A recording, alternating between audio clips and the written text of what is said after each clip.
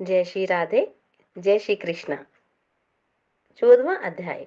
हे राजन, इस प्रकार उसको धर्म पूर्वक राज्य करते देखकर देवता शुद्ध हो गए। उन्होंने देवाधिदेव भगवान शंकर का मन में स्मरण करना आरंभ कर दिया। इतने ही प्रकार की स्तुति से कि सब भक्तों की कामना पूरी करने वाले शंकर जी नारद जी को बुलवाकर देव कार्य करने की इच्छा से उनको देवपुरी भेजा। शंकर भक्त नारद भगवान शंकर की आज्ञा से देवपुरी में गए। इंद्र आदि सभी देवता व्याकुल शीघ्रता से उठकर श्री नारद जी की स्तुति की और स्तुति करने लगे और उत्कंठा भरी दृष्टि से सबने नारद जी को देखा। अपने सब दुखों को कहकर उन्हें नाश करने की प्रार्थना की। नारद जी ने कहा कि मैं सब कुछ जानता हूँ।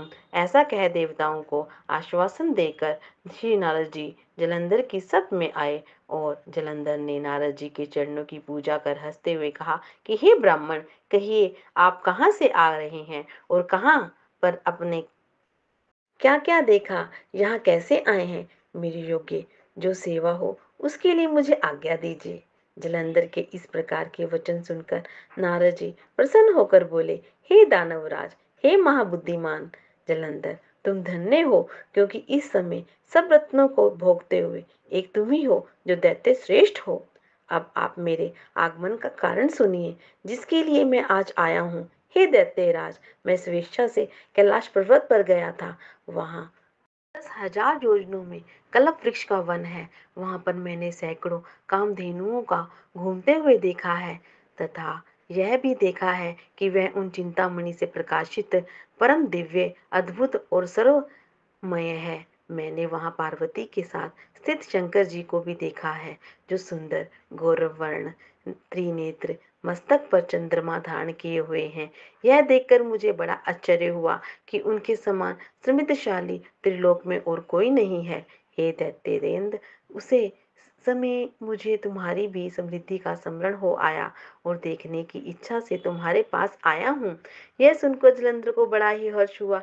उसने नारद जी को अपनी सब समृद्धि दिखला दी। उसे देखकर देवताओं का कार्य करने में इच्छुक शिव प्रेरित नारद ने जलंधर की बड़ी प्रशंसा की और कहा, निश्चय ही तुम त्रिलोकपति होने के योग्य थे। तुम्हारे लिए ऐसा होना कोई विचित्र बात नहीं है। मैं देखता हूँ तुम्हारे पास सब कुछ है, किसी बात की कमी नहीं है। ऐरावत, घोड़ा, कल्प वृक्ष, कुबेर की निधि तुम्हारे पास है। मणियों और रत्नों के ढेर भी तुम्हारे पास लगे हुए हैं। ब्रह्मा जी का हंस युक्त विमान भी तुम्हारे पास में है और धुतलोक, पाताल, पृथ्वी पर जितने भी रत्न आदि हैं वह सब तुम्हारे ही तो हैं। मैं तुम्हारे इस प्रकार के रत्न ऐश्वर्य को देखकर बड़ा ही प्रसन्न हूँ, परंतु तुम्हारे पास कोई स्त्री रत्न नहीं है, इसलिए तुम्हारा यह सब कुछ फीका है।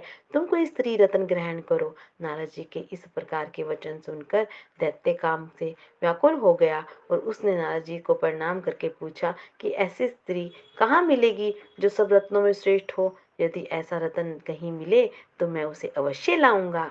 देव ऋषि नारद बोले, ऐसा रत्न तो कैलाश पर्वत पर योगी शंकर के पास ही है। उनकी स्वर्ग सुंदर पत्नी देवी पार्वती बहुत ही मनोहर है। उसके पास में सुंदरी मैंने आज तक नहीं देखी है। शंकर से बढ़कर समृद्धिवान दूसरी और कोई नहीं है।